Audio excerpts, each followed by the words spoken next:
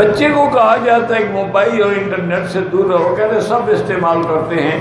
میں تمہارے کہنے سے کچھ نہیں ہوگا، کسی اللہ والے کی صحبت میں اس کو رکھو، دین داروں کی صحبت میں اس کو رکھو، تم کہو نہیں، اس کو کہو کہ بھئی یہ جو تم کرتے ہو نا انٹرنیٹ، اس پہ کوئی دین والے عالم کی تقریر بھی سنو، 10 باتیں تم اپنی کرو لیکن ایک ہماری بھی مان لو تو اللہ اصلاح کر۔ ایک دفعہ کافی پرانی بات ہے، مجھے ایک عورت نے ٹیلی فون کیا، اس نے کہا جی کہ میں ڈاکٹر ہوں، واشنگٹن سے بات کر رہی ہوں، امریکہ سے، واشنگٹن سے،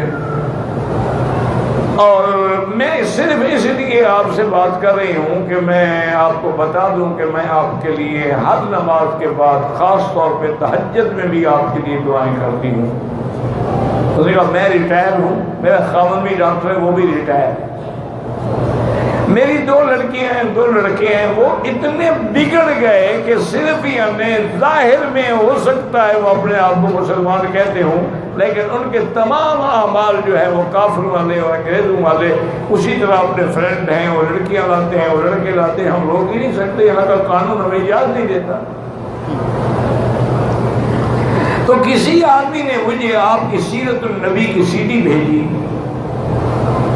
میں اور میرا خاوند، اب تو ہم بوڑھا فارغ گئے ہیں نا، ڈپٹی تو ہے نہیں، گھر پہ بیٹھے رہتے ہیں، اور بچے بھی ہمیں اس لیے نہیں نکالتے کہ مفت کے چوکیدار ملے ہوئے ہیں، ورنہ وہ بھی ہمیں نکالتے، پھر گھر کے لیے حفاظت کرنے کا انتظام کرنا پڑے گا نا، اس طرح بیٹھے ہیں نا 2 آدمی پہرے پر۔ انہوں نے کہا ہم وہ CD سنتے رہے